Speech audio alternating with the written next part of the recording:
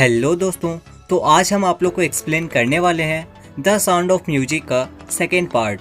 अगर आपने first part नहीं देखा तो जाकर देख लेना, लिंक डिस्क्रिप्शन में और कमेंट बॉक्स में मिल जाएगा। तो आज मैं आप लोग को the shehnai of Bismillah Khan explain करने वाला हूँ। तो चलिए मैं आप लोग का बिना टाइम वेस्ट किए सीधे चैप्टर को एक्सप्लेन करता हूँ।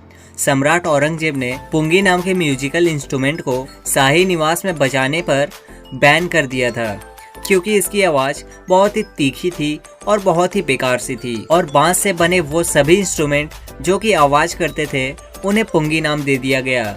ऐसा शायद ही कुछ लोगों ने सोचा होगा कि यह म्यूजिकल इंस्ट्रूमेंट एक दिन वापस आएगा। एक बार्बर मतलब नाई जो कि म्यूजिशियन फैमिली से बिलोंग करता था, उसकी पहुंच शाही महल तक भी थी। वो पुंगी के आवाज में सुधार करने का डिसाइड करता है और फिर वो एक खोखला तना लेता है जो कि पुंगी से लंबा और चौड़ा था। इस पर वो 7 होल बनाता है और उसने कुछ होल को बंद करते हुए कुछ होल को खोलते हुए बजाया, तो फिर बहुत ही कोमल और बहुत ही मधुर आवाज आई। इस इंस्ट्रूमेंट को उसने राजा के सामने बजाया और इसे सुनकर सब कोई प्रभावित हो गए। यह इंस्ट्रूमेंट पुंगी से इतना अलग था कि इसे एक नया नाम देना पड़ा। इसका नाम शहनाई पड़ा, क्योंकि इसे शाही महल में फर्स्ट बार एक नाई ने बजाया था, इसलिए इसका नाम शहनाई पड़ा। शहनाई की आवाज को शुभ समझा जाने लगा और इसी कारण इसे मंदिरों में अभी भी बजाया जाता है।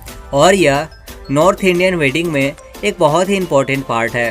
पहले के समय में शहनाई 9 इंस्ट्रूमेंट के पारस्परिक समूह का एक हिस्सा था।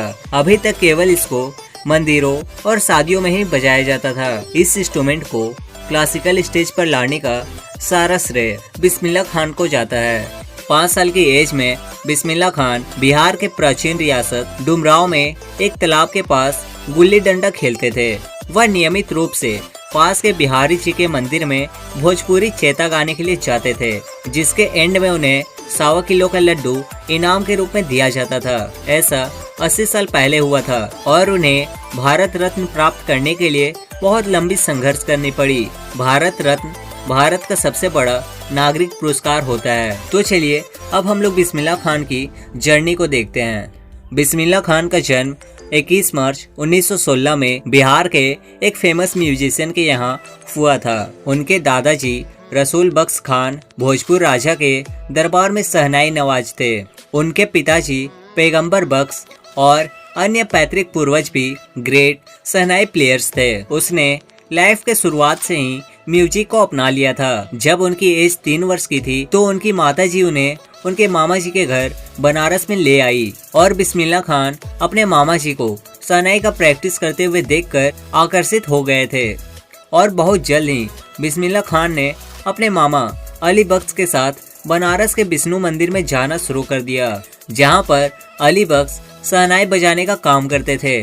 और फिर धीरे धीरे बिस्मिल्लाह खान ने भी थोड़ी थोड़ी शहनाई बजानी शुरू कर दी और वह पूरा दिन भर बैठकर प्रैक्टिस करते थे। और फिर कुछ सालों में बालाजी की मंदिर और मंगला मैया मंदिर और गंगा के तट उनके शहनाई सीखने के लिए फेवरेट स्थान बन गए, जहाँ पे वो अकेले में बैठकर प्रैक्टिस कर सकते थे और गंगा जी के बहते हुए पानी से रागों में सुधार लाने और इन्वेंट करने के लिए बहुत ज्यादा इंस्पायर होते हैं। जब उनका एज 14 इयर्स का था तब वो अपने मामा जी के साथ इलाहाबाद संगीत कॉन्फ्रेंस में गए और उनके म्यूजिक खत्म होने पर उस्ताद फयाज खान ने उसके पीठ को थपथपाया और कहा, हार्डवर्क करो और तुम यह सीख लोगे। फिर 1938 में लखनऊ में ऑल इंडिया रेडियो के खुलने के साथ बिस्मिल्लाह खान को एक बड़ा अवसर मिल गया। वो बहुत जल्द ही रेडियो पर शहनाई प्लेयर के रूप में अक्सर सुने जाने लगे।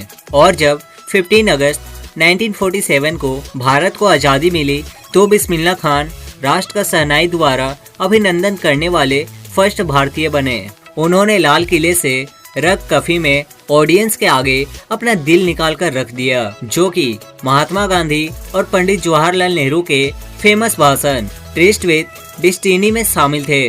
बिस्मिल्लाह खान इंडिया और आउट ऑफ इंडिया में भी परफॉर्मेंस किया करते थे। उनका फर्स्ट विदेशी दौरा अफगानिस्तान का था, जहां बादशाह जाहिर शाह इस शहनाई प्लेयर पर इस कदर मोहित हुए कि उन्होंने उसे अमूल्य पारसियान, कालीन और अन्य चिरस्मरणीय उपहार भेंट किए हैं। बिस्मिल्लाह खान के म्यूजिक से केवल अफगानिस्तान के बादशाह ही आकर्षित नहीं हुए, बल्कि फिल्म के डायरेक्टर विजय भट्ट भी बिस्मिल्लाह खान को एक फेस्टिवल पर इंस्ट्रूमेंट बजाते देखकर इतने प्रभावित हुए कि उन्होंने अपनी एक फिल्म का नाम गूंज उठी शहनाई उनके इंस्ट्रूमेंट के नाम पर रख दिया और बिस्मिल्लाह खान की एक म्यूजिक रचना दिल का खिलौना हाई टूट गया। यह एक राष्ट्रव्यापी रिकॉर्ड तोड़ने वाली सिद्ध हुई। फिल्मी दुनिया में इस बड़ी सफलता के बाद भी बिस्मिल्लाह खान के फिल्म संगीत में साहसिक कार्य केवल 2 फिल्मों तक ही सीमित थी। विजय भट्ट की गूंज उठी शहनाई और विक्रम श्रीनिवास की कन्नड़ फिल्म सनाधि अपन्ना। वो जोर देकर कहते थे, मैं फिल्मी दुनिया के आर्टिफिशियल और चकाचौंध में बिल्कुल भी काम नहीं कर सकता हूँ। बिस्मिल्लाह खान को बहुत से इनाम मिले थे और उनकी पहचान बहुत तेजी से बढ़ने लगी थी। बिस्मिल्लाह खान फर्स्ट इंडियन थे जिन्हें सम्मानित लिंकन सेंटर हॉल अमेरिका में म्यूजिक परफॉर्मेंस के लिए इनवाइट किया गया। उन्हें विश्व संगीत सभा मॉन्ट्रियल में, कैन्स आर्ट फेस्टिवल में और ओसाका व्यापार मेले में भी भाग लिया। वो इंटरनेशनली इतना फेमस हो गए कि तेहरान के एक सभागार का नाम उनके नाम पर तहार मौसीकी उस्ताद बिस्मिल्लाह खान रखा गया। राष्ट्रीय पुरस्कार जैसे पद्मश्री, पद्म भूषण, पद्म विभूषण से सम्मानित किया गया और 2001 में उस्ताद बिस्मिल्लाह खान को भारत का सर्वोच्च नागरिक पुरस्कार भारत रत्न प्रदान किया गया। और इसके बाद उन्होंने कहा, मैं यही कहना चाहूँगा कि अपने बच्चों को संगीत की शिक्षा दीजिए। यह हिंदुस्तान का सबसे महान परंपरा है। यहाँ तक कि पश्चिमी देशों के लोग भी अब भारतीय संगीत को सीखने के लिए आ रहे हैं। पूरे विश्व की यात्रा करने के बाद भी खान साहब बनारस और डुमराव के शौकीन थे। एक बार उनके एक स्टूडेंट ने उनके सामने अमेरिका में शहनाई स्कूल का हेड बनने का प्रस्ताव रखा था और उस स्टूडेंट ने बनारस जैसे मंदिरों का निर्माण करा के वहाँ का एटमॉस्फेयर बनारसमय बनाने का प्रॉमिस भी किया। फिर खान साहब उनसे पूछते हैं कि क्या तुम यहाँ पे गंगा नदी को भी ला सकते हो। बाद में उन्होंने याद किया कि यही कारण है कि मैं जब भी विदेश में होता हूँ तब इंडिया को देखने की तमन्ना रखता हूँ और जब मुंबई में होता हूँ तो केवल बनारस और गंगा के बारे में सोचता हूँ और जब मैं बनारस में होता हूँ तो मैं डुमराव के मट्ठे को बहुत याद करता हूँ। उस्ताद बिस्मिल्लाह खान का जीवन समृद्ध भारतीय सांस्कृतिक विरासत का एक सबसे बड़ा उदाहरण है। वह बेझिझक इस बात को एक्सेप्ट करते हैं कि वह एक कट्टर मुसलमान होते हुए भी वह हर दिन सुबह काशी विश्वनाथ मंदिर में बहुत ही नेचुरली शहनाई को बजाते थे। तो बस यहीं पे आप लोग का ये चैप्टर खत्म होता है। आई होप आपको चैप्टर अच्छे से समझ में आ गया होगा।